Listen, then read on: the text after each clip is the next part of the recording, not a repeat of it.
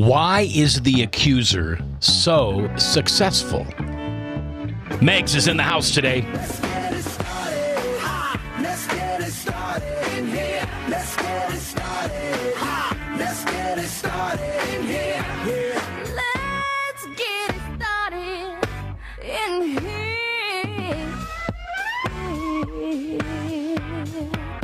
Welcome to The View from a Pew, a conversation among Christians who are out to grow their faith by asking the simple questions, the tough questions, and the stuff you really wish your pastor would talk about. Come on now, let's reason together. It's your voice we want to hear. The phone lines are open, so join the conversation. Call 855-244-0077. That's 855-244-0077. Now, here's your host, J. Michael McCoy. All right, good morning, 24th day, or good afternoon, 24th day of September in the Lord's year 5773, or to us Gentiles, it's 2012. I'm J. Michael McCoy, and this is the Monday edition of The View from a Pew. Bob Montserrat, the cat in the hat, watching the chat. Father Tattoo in the production booth, running the show, and our guest today is the illustrious. How many words could we... Handsome, fatherly, good husband, doesn't own a razor blade, Michael Megason. I don't think I've ever seen you clean shaved. Maybe it's your wedding. Maybe. I was. Yeah. Yeah, you were clean shaven. That was about the last time. Yeah. All right, it's a fashion thing for you. Tebow goes down on his knee to praise God. He doesn't shave. Somehow he thinks it's the same. Today we're going to get into a conversation of why is the accuser so successful. But before we get started today, I just want to share with you our church family, and I don't mean church as a whole, although the people that were involved here, and I'm not going to share names. It's not, you probably know who they are. It's not that it's not public. I just don't need to do that. But a couple who had 3 kids and found out they were going to have a fourth, about 2 months into the pregnancy, discovered, and Bob, I'm going to need your scientific knowledge here, that the baby had T13. Is that right? Trisomy? Yes. Mm-hmm. And correct me when I'm wrong, please, because you're the scientist. I'm just the announcer. What happens is the baby has multiple organ dysfunctions. And when they discover this, they are told that the most likelihood is that it will die in the womb. The second most likelihood, it will die moments after it's born, and the third and least likely, it will live maybe a few days. If you want to know a great story about another young boy that suffered from this, go to YouTube and look up 99 balloons. Because there was another young a baby, a boy, who was born with T13 a couple of years ago, and he lived 99 days. And the video is quite amazing. But in this case, the baby stayed alive in the womb and was born last week in its 20th or 21st week. Now, a pregnancy goes 32 weeks or 36. 9 months. 9 times 4 is 36. So 37, 38 weeks. All right, so this child was born basically halfway into its pregnancy. And he was born alive and lived just shy of 6 hours. And our church family has been grieving with the parents and the other siblings for the last week for the loss of this child. Now, where is God in the middle of this? And I'm not going to be one of those angry, why would God take a little baby? No, God does what he does. He's sovereign, and it's okay. It's God's will. What do you think, Megs, we as a people are supposed to grasp from this? Learn from... There's a wonderful, wonderful lesson that God wants us to know, right, from this. Sure. Well, I mean, that's Bob, that's fair, right? Yes. I mean, you can't really blame this on the accuser. He didn't ever have any Did he? Did he have anything to do with this? I mean, this is just... Death entered the world through sin. Death entered the world through sin. Yep. So you're saying the accuser had an impact on this unborn fetus, unborn child? I'm saying sin had an impact. I don't know. Me and you have a different ideology of what Satan has a capability of doing, but this is a result of the fall, yeah. Okay. The enemy comes to steal, kill, and destroy. I think Pastor Mike's the one I first heard describe it. God takes the sting of death, and it is one of the richest tragedies. It is one of the most painful things. Pastor, I was listening to a sermon Nate Noble gave many years ago, and he said, "There's no silence like the silence in the delivery room."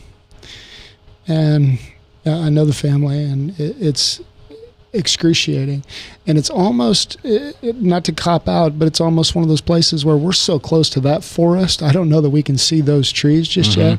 I just know that in the heart of an amazing Father, there's so many things that in 6 hours of life God can and did speak to in the heart of gratitude, in the heart of worship, in the heart of generosity. How grateful we can be for an instant. I have 3 kids, man. And I remember when every one of them was born. My sister-in-law had a beautiful baby girl 10 days ago. And there was some anxiety before the birth of that baby, and all of those feelings and emotions that stir. When we look at something as wildly tragic as the death of a little child, man, those are the biggest questions that we've got. My solution remains having that conversation with a good Father.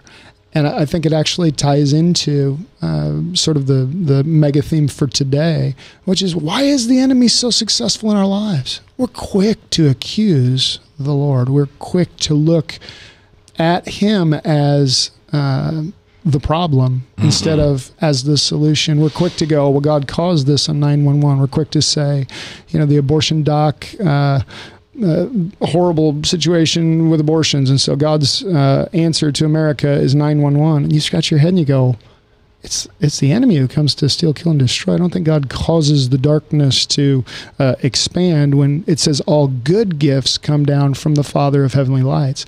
This child, 6 hours old, is a good gift. The death, the pain, the mourning, the grief isn't a good gift. But Isaiah 61 talks about beauty instead of ashes. It talks about turning mourning and sadness into joy. And I think that is God's posture in every one of those situations. How to do that. Sometimes we get to walk through the valley of the shadow of death and learn to fear no evil because he's with us. I think a lot of times we jump to answers apart from our relationship with him where there aren't any answers. He says, if any of you lacks wisdom, let him ask in faith, nothing wavering, and it'll be given, because God's a good giver. And in that place, he says, but let not the double-minded man expect to receive anything from the Lord. The double-minded man's unstable in all of his ways. And we look at that picture and we go, wait, double-mindedness. I think this about God, and I also think this about God. I think this, and I think that. Well, which is it? And I think that's honestly the reason the enemy is having such success in the world is I agree with him. You know what I heard? Michael Megason is our guest today. You know what I heard when you say double-minded? I always think of someone who has to think about this life here, moving forward, taking care of your children, working, being human, and then the mind that I had before my body, my physical body, and the mind that I will have after it. And that is a mind that is solely connected to God. There is nothing outside of that. And I don't know if you choose, in other words, I don't know if you choose to be double-minded as a human. It's a great picture of, here comes the water, I'm thinking this and I'm thinking this. The word is really more double-souled. There's an interesting phrase in Hebrews that talks about God dividing the soul from the spirit. And you look at that language, and it's actually not quite the way it appears in the English as it's been explained to me.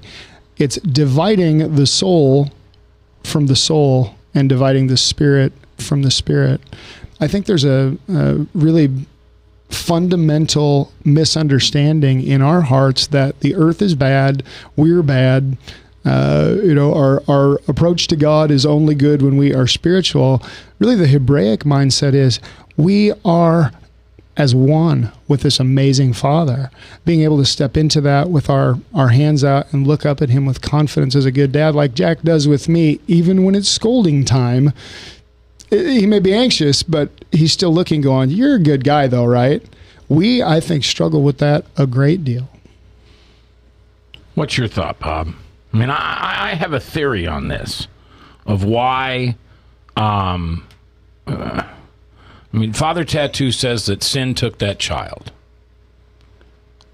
Well, the original fall of man. The original fall. I'm saying that death couldn't have been possible in a non-fallen earth. That death came into the world through sin, and that's why it's so important that Christ came to save us from death and sin.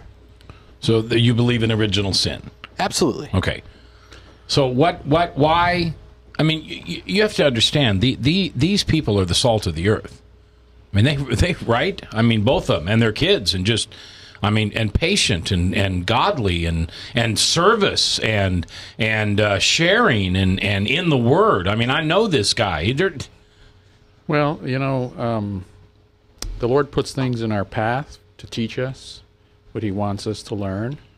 And because you know the Lord and believe in Him, it doesn't mean your life is going to be peachy. To me, it means there's going to be a lot of trouble. Even the Bible talks about trouble in this life, and consider it pure joy when you go through all kinds of trials and tribulation. But I still cling to the theory that everything that happens, it's Ecclesiastics. Everything that happens, there's a reason. And a season. And God wants us to figure out, it's as plain to Him as the nose on our face. He wants us to figure out what it is He wants us to learn from this, so we can abide by that in the future and come alongside someone else and share that wisdom and experience. Well, true. I've been involved in many disasters, and that's one of those things where the Lord has put me in this position to do that. And out of that, I've been able to help a number of people through terrible situations and tragedies. Do I enjoy going to disasters? No, I hate it. I don't want to go. But I go because I feel like this is where the Lord wants me to minister to people. Right. And so in that sense, I'm experiencing a lot of trauma and grief and difficulties. But it doesn't bother me because I know the Lord's in control and He wants me to experience these things. And I don't ask Him why, because I know it'll be revealed in His time. 244-0077, 1855 before that. That's the number if you want to call in. Join us on the chat at The View from a Pew. We're going to take our first break, and when we come back, we're talking about a couple who found out they were going to have their fourth child. Weeks into the pregnancy, it was discovered the child would probably not be born alive, and if it was, it wouldn't be long. The child was born and died 6 hours later. Why?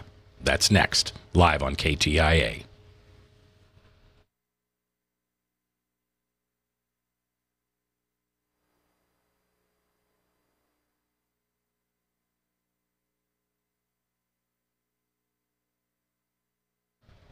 Okay, I just discovered my clock's a minute off. Sorry about that. Sorry about that up at the studios. They were scrambling. All right. Why is the accuser so successful in this life? I mean, why? There's got to be some reasons. I know we can go back biblically and find out the power that the accuser was received from God and where that comes from, but what does it happen in everyday life in tragedies? We'll talk about that when we come back, live here on KTIA.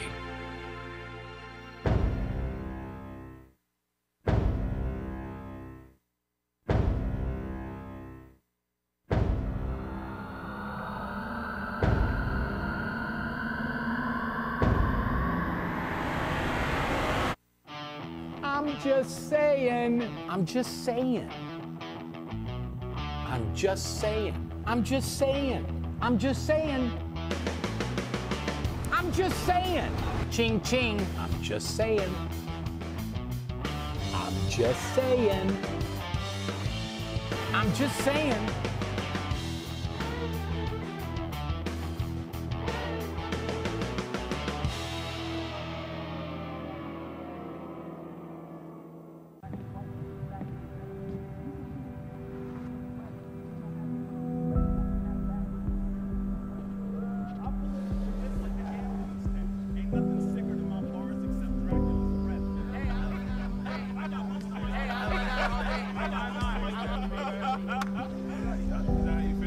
Feeling alone? God knows and He understands.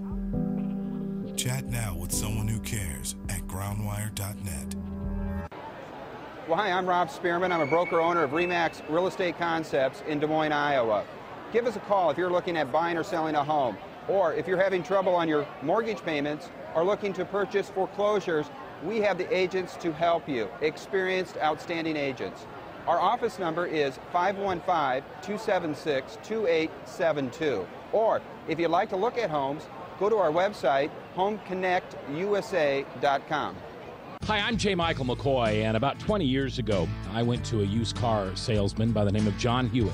He had a little shop over there on North 2nd Avenue called John's Auto Sales, and I bought a car. I found that experience to be one that I had never had before from a used car salesman. He was honest, he was dependable, he had integrity, and he did what he said he was going to do. Well, over the years, between my kids and grandkids, I purchased 7 vehicles from John's Auto Sales. And last month, I asked him to be a sponsor. And he said not only would he like to be a sponsor, but he would offer a $100 tithe for every customer that came and bought a car from him directly to the church of your choice. I can tell you about their huge selection. I can tell you about their years of experience. I can tell you about their honest integrity. But all I really need to tell you is that I bought 7 cars, and you can trust them. John's Auto Sales, 5435 2nd Avenue, Des Moines. You need a good ride when you hit the trail. Trust the man with the cars, and he goes by the name of Big John. Big John. Big John. From the RE/MAX Real Estate Concept Studios, this is Webcast One Live.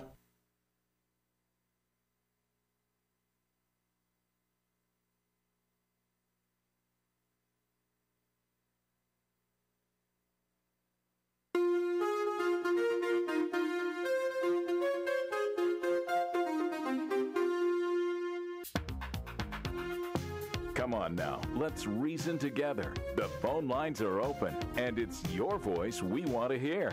So call 855-244-0077. Now, here's J. Michael McCoy. 24th day of September in the Lord's year 5773. For us Gentiles, that's 2012. I'm J. Michael McCoy, and this is the Monday edition of The View from a Pew. Michael Megason is our guest today. If you don't know Michael, then you should. Yeah, they're missing out if they don't know him. Yeah. If you ever want to have a conversation with, I don't want to overplay this. I was going to say future saint, because I believe you will be. But anyway. How about present? He's a present saint. Yeah, I say we're all saints, Mac. He knows his word, and he walks very closely with the Lord, and he has wisdom that he doesn't even know where he gets. He knows where he gets. So here's the conversation. We're having this conversation that everybody loves to have, and we're not going to answer it, but maybe we'll get a little closer to the truth. And the question is, why is the accuser so successful? And we're putting this in reference to a young couple that both Michael and I know, who were told many months ago that they were going to have a baby.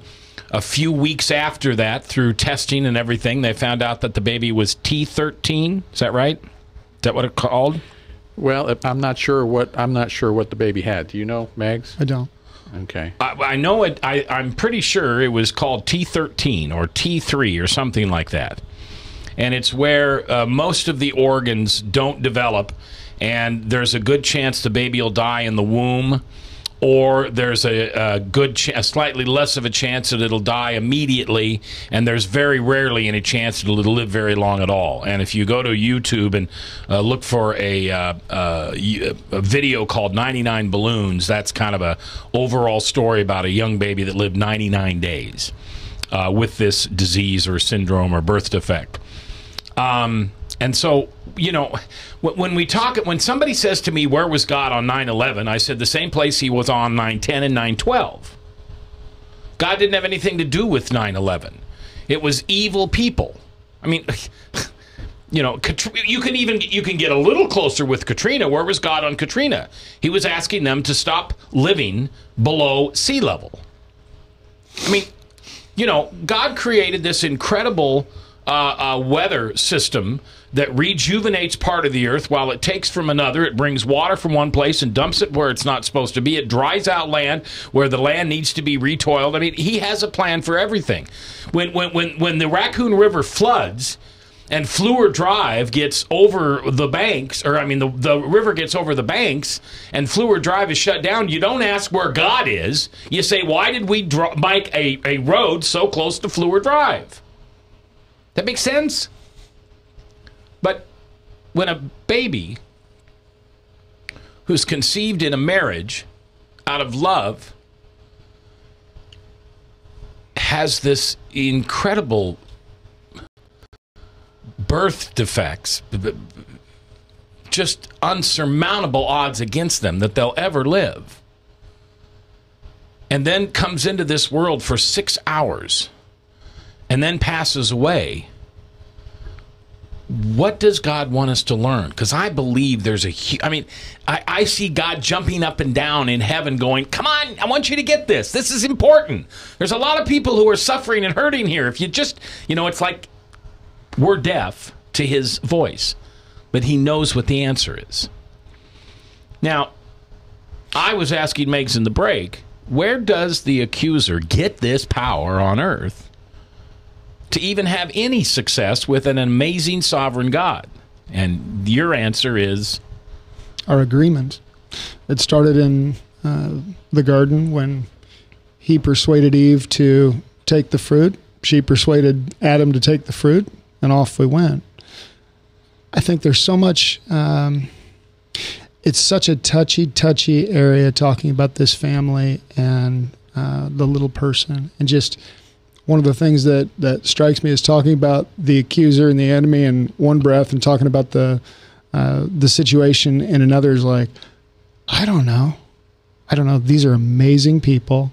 They didn't cause birth defects or anything through any of their behavior. None of that is on the table.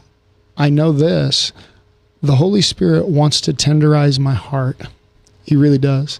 And if a situation like that doesn't, there's something bigger going on. And I think that is one of the primary strategies that the enemy has in time vampirism and distraction, where I get off into 1,000 little eddies and I'm not actually engaging my heart going, wow, I need to go put a hug on that family and put aside the figuring it out for a minute. It isn't that there isn't a time or a season for the figuring it out. But I think there's a why almost always leads us into victim thinking. I think maybe a better question is, Holy Spirit, what do you want to teach us through this? And I think that's really where you're going. How would you have us to respond? I sat with a couple guys last week, had lunch, and, you know, the political swirl is just incessant around here in a battleground state or whatever Iowa is this week. And I said, you know, I'm not being flippant and I'm not being political. I have my own views, and I think anybody who knows me knows what they are. I'm not going to go into it here.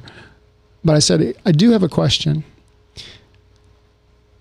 Remember when President Kennedy said, "Ask not what your country can do for you"?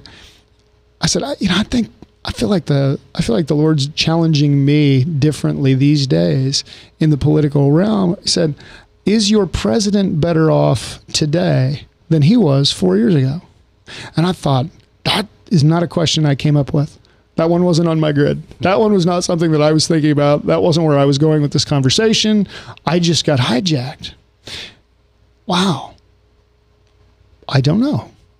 But I think whoever ends up in the White House, our responsibility in fighting the good fight of faith is to bring that hope and that change and that promise from our kingdom to this one. That's sort of the picture that I have, whatever the situation is. I know this family, where they will be. They may not be there right today because there's very real, genuine, heartfelt grief. They will see hope. They will see light. They will see the Father of promise in this. They will glean. They will mine this situation to find the love of the Father in it, Jesus in it. I think it's a little bit too close to that pain and perplexity to begin to answer it, really. From me personally, I couldn't begin to answer a question like that just this moment in that situation. I just believe that he's always wanting us to see a goodness that we are not quick to see. And I think the enemy, because he lives in darkness, is very, very brilliant at keeping us swirling into intellect and maybe not swirling into the heart of a good Father who wants to talk to us, who wants to have a relationship with us. Michael Megason is our guest today on The View from a Pew on this Monday edition.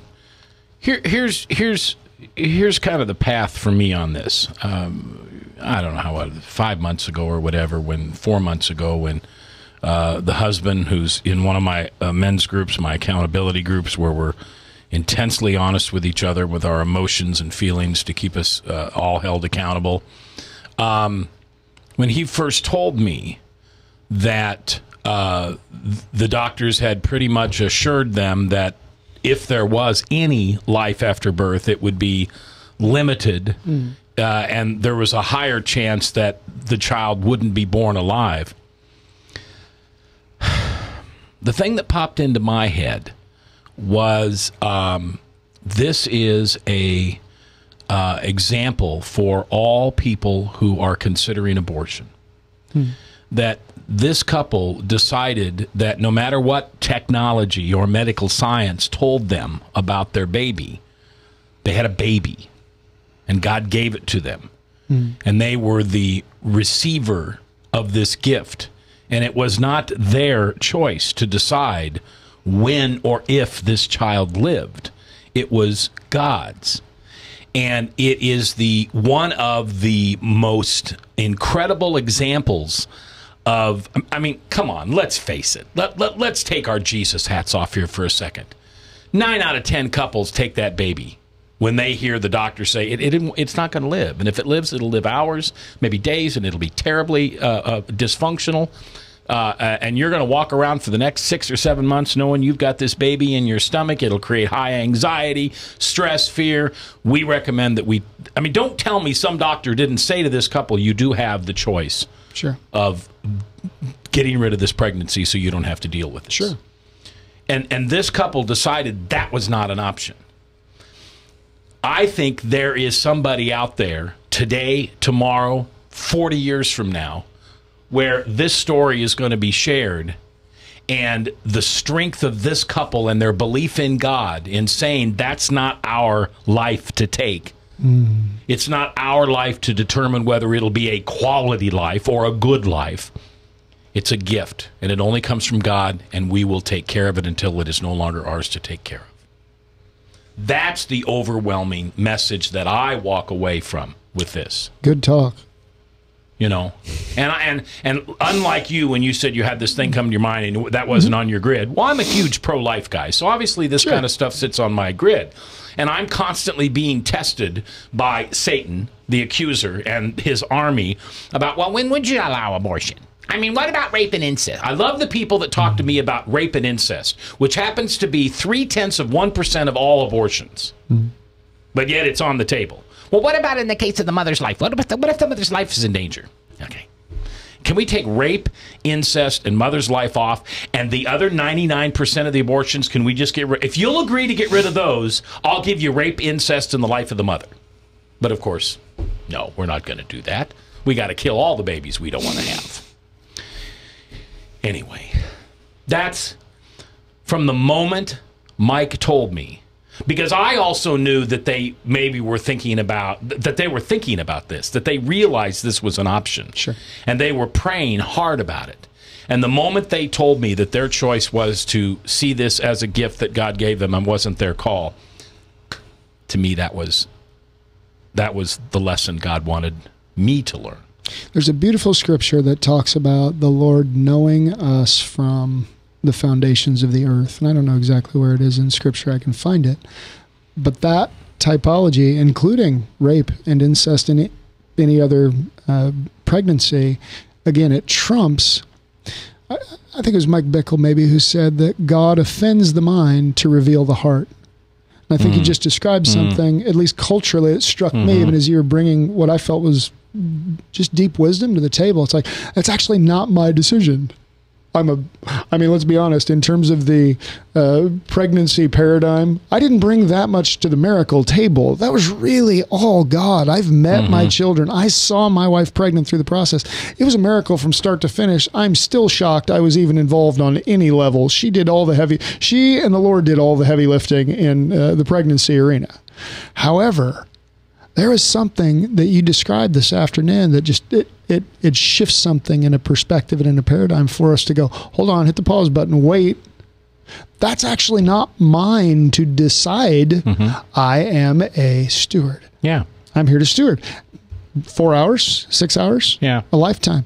And my perspective is surely that can't be good. It's like, okay, that's your perspective. You may not be right because you probably don't have the whole picture. The Lord can contextualize things we know nothing about.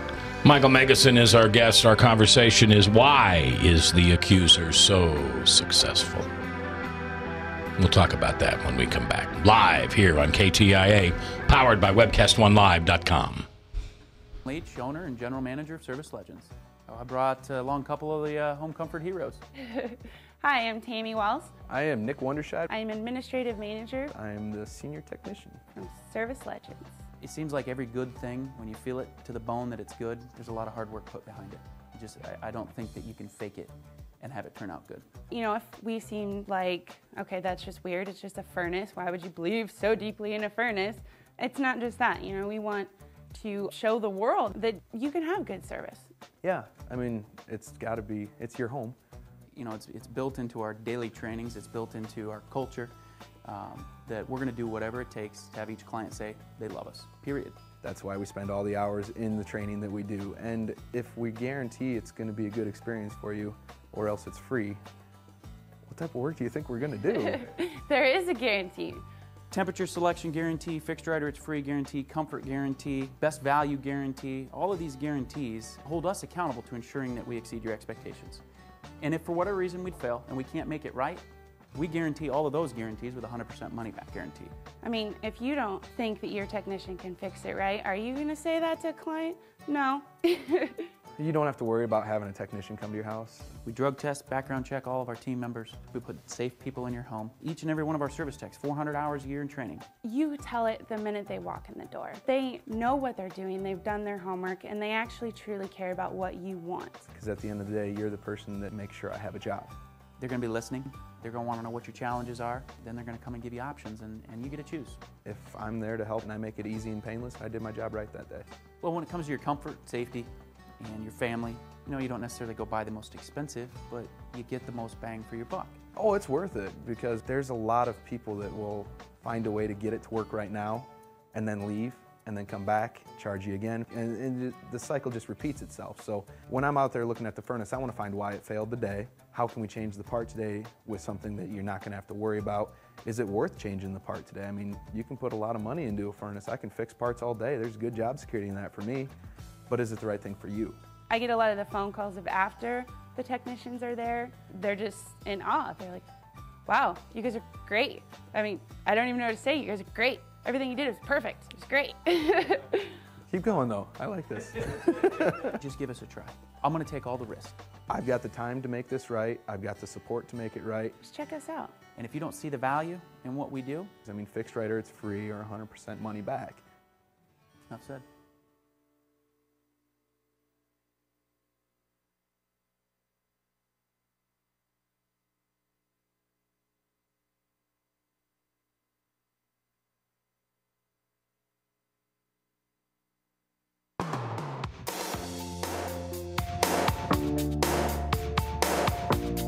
If you sit in the back pew or the front pew, it's your voice we want to hear. The phone lines are open, so call 855-244-0077. Now, here's J. Michael McCoy. Good afternoon, 24th day of September in the Lord's year 2012, if you're a Gentile, 5773 otherwise. This interests you, Megs. You'll get a kick out of this. So we had a rabbi. This is not a joke. We had a rabbi and a very high-ranking political Jewish person in the studio last Wednesday, Thursday. Respect both these men very much. And it was 2 days after the Jewish New Year. And so they were telling me that it was the year 5773. Right. And so I said to the rabbi, so you're telling me that Adam and Eve were born 5,773 years ago. And Bob, who was a New Earth guy, said, well, yeah. And the rabbi says, well, I don't know if I agree with that. He said the carbon-13 or carbon dating doesn't, prove that. Right. Beyond any reasonable facsimile of doubt. So it doesn't matter whether we are Jewish, Gentile, Muslim, Christian. It doesn't seem to matter. We all disagree. Actually, we all don't have enough faith in the Word to recognize exactly when this all began. Right.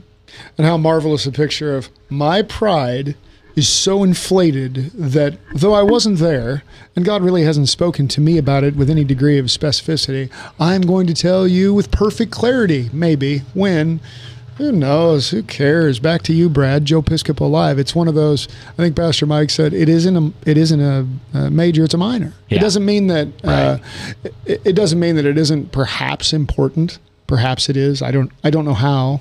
Really. I don't know either. But it does absolutely take a lot of time to get to the end of the road on it. I'll tell you why it's important. Gimme. Man, this is good. I just had a drop one. Yeah. It goes to exactly what we're talking about, because this is the ignorant questions the accuser gives to his ignorant army to try to say, see, so you really believe that Adam and Eve were there and there's a talking snake, really? You really believe? You're so foolish. How about fairy tales and myths? Right? That's what he does. And I love the devil's a lot of things. Foolish isn't actually on the list, aside from the big one where it's like, I'm like God. He missed that. But where we're concerned in the hierarchy, this cat's pretty sharp. Yeah. Because he really only uses the same three things against us: the lust of the flesh, the lust of the eyes, and the pride of life. They all work individually. They meet us where we are, whoever we are. We all struggle with one of those three. Guess what? That's worked for how many? 57, 73 or more, depending on whoever and wherever you are. I actually land on both sides of that equation because I think God's a quantum physicist. But it doesn't matter. So you said lust of the eyes, lust of the heart, lust of the flesh. And the pride of life. And the pride? Well, tell me what you mean by that. The pride of life. I know something you don't know. Okay. I mean, it's basically I am mostly the sharpest tool in the box. Turn on any television anytime, and you'll hear somebody's opinion raised up and inflated as the most significant revelation that's ever come down the pike. And we go, pause. Really? Is that truth, or is that your opinion? Pride. Right? Pride. Okay. Here it comes. And it, pride leavens the whole lump. It doesn't take very much to get into a room to explode, and now all of a sudden you got factions and you've got divisions and you got people arguing about things that honestly at the end of the day they don't even care about, but they know what they think, and here they go. And now you've got amplification spun around 12 ways from Sunday, and the devil wins. Okay, so lust of the flesh is sex. Ta-da. All right, lust of the eyes then, what's that? Envy. Envy. Okay. I think there's variations of lust of the flesh, lust of the eyes, pride of life. You look throughout the course of anything that we struggle with, pornography, lust of the eyes. Yeah. The enemy is the king, the undisputed champion of coming against God's promise. It says, without a vision, the people perish. Without a vision, the people cast off restraint. So what does the enemy do? He brings you a counterfeit vision. Yeah. The guys in the Secret Service who study counterfeits all day, every day, don't actually study the counterfeit. They study the real thing. So they spot a counterfeit like that. That's where I believe a lot of us fall prey to tremendous assaults in our daily lives. We're studying what's the devil doing? Why is he so successful? Part of the reason he's so successful is because we're paying too much attention to it. I sat down with a beautiful young lady some months ago. I got a phone call from a friend's father and said, hey, I think maybe she'd benefit from talking to you. I said, I'd love to. Sat down. And demons had been coming to her in the night since she was a little kid, strangling her, bugging her, bumming her out, all kinds of bad thoughts, etc. And I said, do you trust me? We just met, She said, well, his dad trusts you. I trust him. I said, okay. I need you to trust me. She said, okay. I said, okay. I need you to trust me more than you trust the devil. Can you do that? Yeah. I said, okay. God's bigger and he wins. Stop listening to him. I said, in an hour, you're not going to listen to that voice in your head anymore. Ready? And at the end of the hour, man, the spirit of peace filled the room, which passed her understanding. The Lord spoke into some things that she'd been wrestling with her whole life. I just showed up and agreed that God was bigger, brighter, and smarter. Right? It's not that the devil isn't big, bright, and smart. He is. He's called an angel of light, but he disguises himself as an angel of light. But what he brings is darkness into a room. Part of your communication problem today. Gosh, I wonder why you're having so much trouble with communication. The devil is the prince of the power of the air. You're on the airwaves, Mac. And so the devil comes in and he goes, let's stir it up. Let's talk about this, that, and the next. I was blaming it on Father Tattoo. Well, and he's amazing. I like this cat. He makes me laugh. But I just feel like... Don't get into a conversation about predestination with him, okay? You won't be smiling. Okay. Well, I think in the context of what we just discussed, everybody will probably calm down a degree. They don't want to struggle with pride. I know what I think. Mike Magnuson is our guest here on this 24th day of September. We're talking about why is the accuser so successful.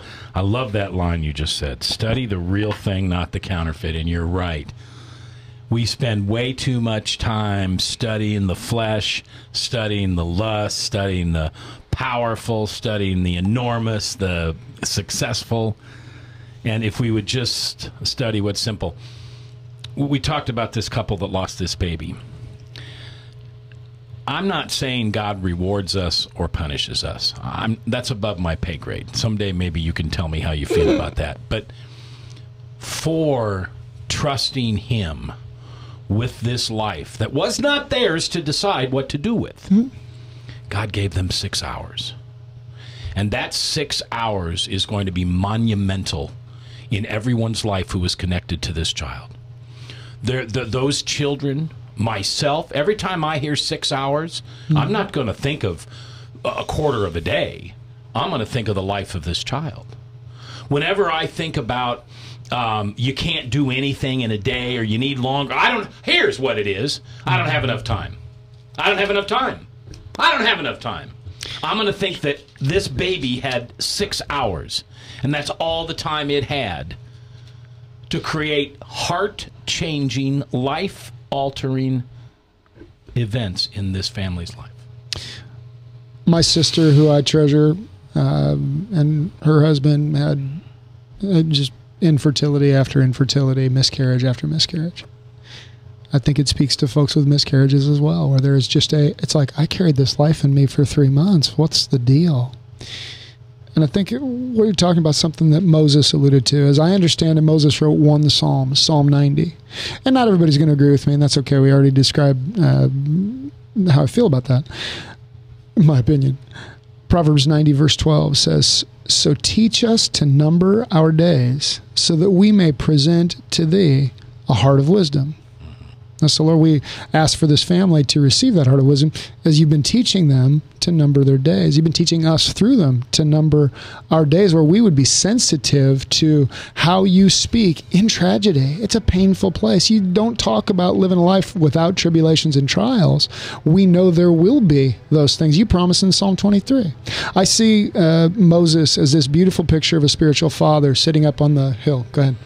All right, we're coming up our last break. When we come back, we'll continue with Michael Magnuson. Why is the accuser so successful in our lives? That's next, today on KTIA, Iowa.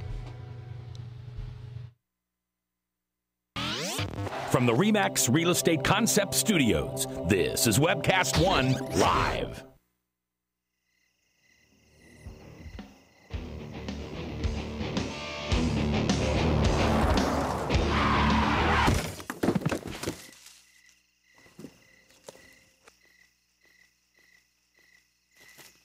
It's like they want to get hit. Need a body shop? Minor Wreck Express saves you time and money. Whether you're 10, 25, 50, 80 years old and beyond, everyone needs to live within their means. I'm Tom Coates with Consumer Credit of America. For almost a quarter of a century, we've helped people of all ages learn to manage their personal finances to benefit them far into the future. When problems arise, we've got the experience you need to make those debt problems go away. Got financial problems? Call Consumer Credit of America. Well, hi, I'm Rob Spearman. I'm a broker owner of RE/MAX Real Estate Concepts in Des Moines, Iowa. Give us a call if you're looking at buying or selling a home, or if you're having trouble on your mortgage payments or looking to purchase foreclosures. We have the agents to help you, experienced, outstanding agents. Our office number is 515-276-2872. Or if you'd like to look at homes, go to our website, homeconnectusa.com. From the RE/MAX Real Estate Concept Studios, this is Webcast One Live.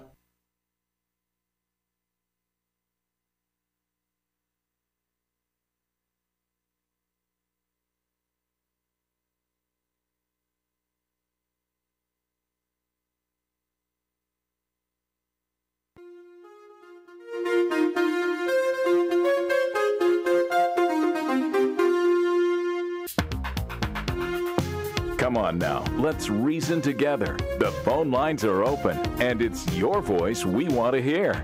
So call 855-244-0077. Now, here's J. Michael McCoy. 10 before the top, and Salem Radio Network News, and then the best of Steve Deace. And coming in October, it'll be Pastor Michael Mudloff with True Blue sermon, and then an open conversation with one of my favorite guys in the world, Pastor Michael Mudloff. Michael Megason is in the house today, and I had to cut you off because we were getting into a hard break, but you were talking about Moses and Psalm 90. Yep. As I understand it, Moses wrote one psalm, Psalm 90. And I just alluded to Psalm 90, verse 12. So teach us to number our days that we may present to thee a heart of wisdom. I don't know historically where Moses was when he wrote this. But the way I pictured it in meditation one morning was Moses was sitting up on the mountain and he'd just been told by God, you're not leading the kids into the promised land. And I sensed the heart of this amazing father. I mean, he had spiritually fathered this people for so many years. And he'd been frustrated with them just like fathers get. I've seen me do it. Jack stealing candy. I've seen me lose that cool for a minute. But then I see this little twinkle appear in Moses' eye as he looks out over the promised land, and he realizes, well, sure, he's Moses. He's not supposed to lead him into the promised land. Jesus is supposed to lead them into the promised land, and that's what Joshua's name means. And Joshua was with Moses all the way through. And he gets this look on his face, and he's just looking at it, and he gets these tears in his eyes, and he's like, your wisdom is insurmountable, Father. Wow. And he's like, so teach us to number our days that we may present to you hearts inclined to wisdom. And it's like, if you've ever had one of those journaling moments where the Holy Spirit just showed up and showed you something, there's no way you could see unless he just breathed on it and the heavens parted. That's how I read that psalm with Moses looking out and going, I don't get to do what I've been designed to do from the beginning of the foundation of the earth, but it's better. My spiritual son gets to, and it'll speak to everybody from here on in that the law isn't the leader. The Son of God is. That's awesome. Michael Megason is our guest. See that's what the loss of this baby taught me. That the first lesson was that this is a gift from God, and it's not ours to decide whether it lives or dies. That's up to God. Beautiful. And so as this incredible gift, God gives them this little boy for 6 hours. 6 hours. 6 hours is just long enough to create a lifetime. Right? It's just long enough to imagine what could be. The baby, the toddler, the young, the teenager, the young married, the father. Okay? It's just long enough to hold that baby and think about all those things that it could have been in an earthly way. So what it speaks so volumes to me, and I can't wait to share this with them, because I think there's such a rainbow at the end of this bad situation. And that was, look what this 6 hours did for everybody involved. It was a gift that God gave you because you were righteous. You would not do what you easily could have done, and most people would have said, in that case, that's probably you shouldn't have to carry a child that might die in your womb, and then you carry a dead baby. That's who wants to do that. And I don't know. I think it's just amazing how I think this little baby, I was going to say, touched more lives in 9/11. I know that's not true, but still, you got to wonder that. So why is the accuser so successful? We've talked everything around this little child. He's so successful because we're so easily distracted. Squirrel! Oh, hold on. Is that shiny? I think it is. Yeah. And all of a sudden, I'm talking about things that, honestly, at the end of the day, I don't care about. How many channels are there? How many websites are there? How many phone calls do I need to take? How many Facebook friends is enough? I forgot to mention. And some of it's okay. The Lord can use a lot of those things. But at the end of the day, when he says, seek first his kingdom and his righteousness, and all of this will be added unto you, the devil's primary responsibility in his realm, and I think C.S. Lewis in the Screw Tape Letters does an amazing job of depicting how demons think, what they do. They describe Jesus as the enemy in the context of that book. It takes some thinking as you're reading it, because you're not used to thinking of Jesus as the enemy, certainly. But as he points at us, he's like, it's our job to make the patient kind of stay in the fantasy realm. We really don't want them in the realm of their will. They might accomplish something. So let's just gently, and all of a sudden they're out here, and we are thinking about things. Who cares at the end of the day about 83.6% of the things that we think about? We live in this weird escapist culture, and he's doing what? He's teaching us not to number our days, that we may incline our hearts unto wisdom.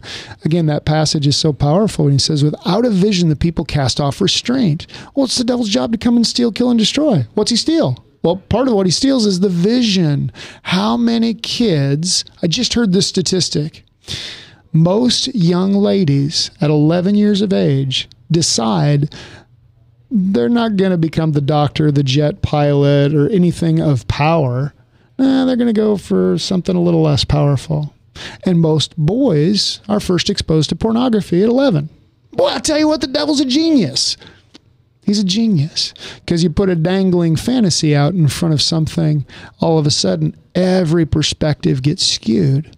And so it's our job, gently, kindly, patiently. I think something Christians are horrible at is we forget that unsolicited advice always feels like judgment. If I don't start with somebody in relationship, honestly, they don't care what I think. At the end of the day, this is a forum where you can begin to beat some of those things up. You've established a relationship with your listener. That's not what I'm talking about. I'm talking about in my daily manner of living with individuals, people. Am I loving you at all first, or are we cutting straight to the political chase? Are we cutting straight to the whatever I don't agree with you on, wherever the pride can really mix in here? Let's start there. It's like, there's no relationship. There's no foundation for somebody to even begin to receive a truth. And so this weird mixture, that double-mindedness we talked about before, sneaks into a situation where I love you, but it's powerful. The devil's a liar. He's the father of lies. And so if we remember that and stop communicating with him, I think we should debate about that, because, wait a minute, what's the source? Did the question come from the Father? My friend Jorgie is absolutely genius at this. He says, if you don't know where you are, you're never going to get where you think you're supposed to be. You have to know where you are. Do you know you're even in a war, in a spiritual battle where the enemy's circling around and trying to take you out? I have a friend who came back from the missions field. Let's see, the car caught on fire. The wife had a horrible accident, something else. I mean, just all of these things. It's like, did anybody ever talk to you about witchcraft? You know, they said that the monks stood at the end of the airstrip in Vietnam and prayed this blessing over Vietnamese vets, U.S. vets coming in. Said, may you feel homeless and without a home all of your days. Wow. All right. Have yourself a wonderful evening. We will see you again tomorrow live on KTIA, Iowa.